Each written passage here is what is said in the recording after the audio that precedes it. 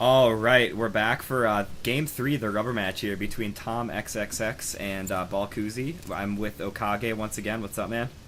Hey guys. All right, spawning here on Shakuras Plateau, cross positions. Had a pretty good match last time. Tom ended up overwhelming baLLcuZZi with a pretty maxed Broodlord Corruptor army. That was pretty intense. Actually, Yeah, it it was really crazy. yeah, dude. I was just gonna say in Skype right after the match, baLLcuZZi actually said, "I was expecting you to have infestors." I think it kind of caught him off guard that he had that many Broodlords and Corruptors, dude. He just went straight Broodlord Corruptor, and it was crazy because he just like you mentioned it. He got in that position right near the ledge where he made him force everything into his base, and then Yeah. by then it was over because there were like 1,000 Broodlings in his base by the time he got up there. Yeah, it was pretty cool to watch. I mean, Tom, like, am I right though? Tom's Zerg is pretty good. Like his macros, not bad at all.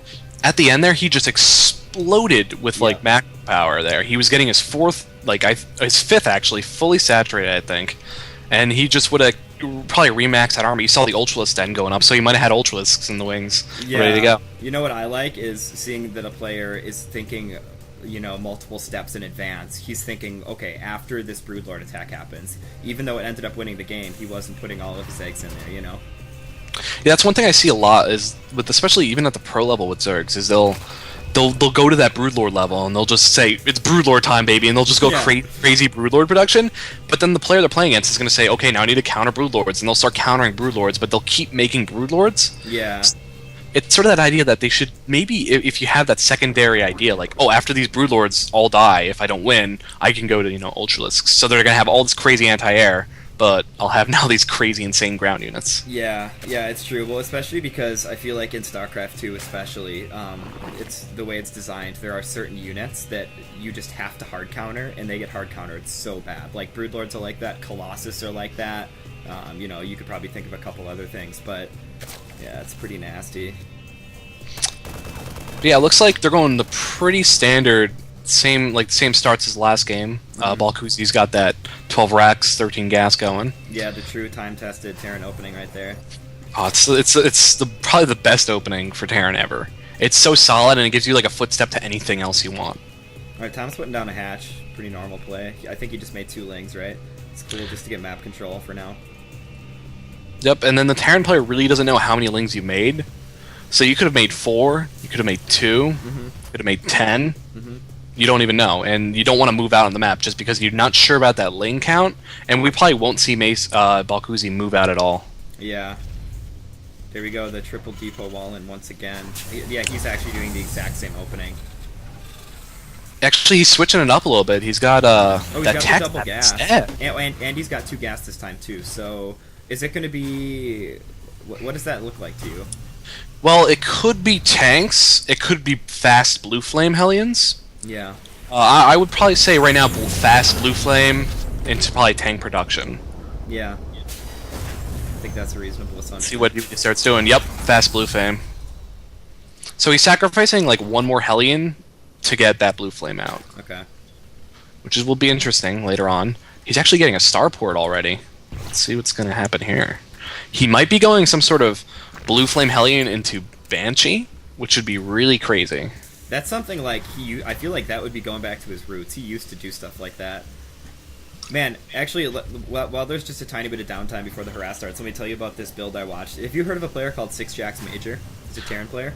Yeah, he just won the European Invitational, correct? Yeah, it Or was no, actually the Latin American. Latin American. Blizzard Yeah. Invitational, but he did this build, this opener. It was pretty awesome against Zerg. He did, it was like a Tech Lab barracks into a factory. He got, the Nitro Pack upgrade for the Reapers and made like 4 Reapers. And then when he ended up pushing with Hellions later on, he had Reapers with his army. And it's pretty interesting because they just fuck up buildings. So like if you run into Spines, you have them for those. They're obviously amazingly good against Zerglings. You can like run them up and around into the minerals while you're attacking. It was just a pretty awesome opener that I hadn't seen before. Yeah, there are really 2 units I feel that in the Terran arsenal that are used in certain parts of the game, but they never get any really use in the game.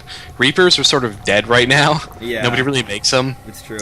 And then Banshees, I feel they have their BAMF factor, but then after that, a lot of people don't keep making them for reasons, but if you can do some late game harass or find ways to integrate them into your army, then I think they're really strong units if you can fit them in. Yeah, for sure. I think there are certain situations where they're like obviously very useful, and people are starting to figure that out. So we're gonna start seeing it more. Obviously, dude, check out Tom's spawning pool.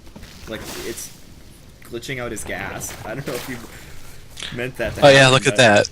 I think he was kind of put in a better position so that he would have probably better Hellion protection if they came up the ramp or something. Yeah, I guess.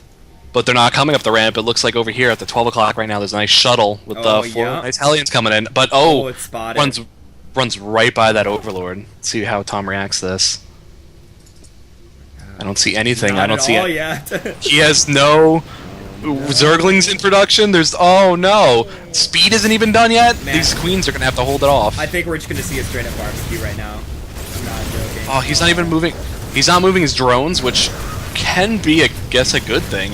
But they're still dying anyway. I mean, 11 workers killed so far. Here come the two other queens. Again, he has that spore crawler. I guess he really expects banshees, which we haven't seen yet. No, dude, he's building a Nidus network. What's really? What's his plan? Do you think?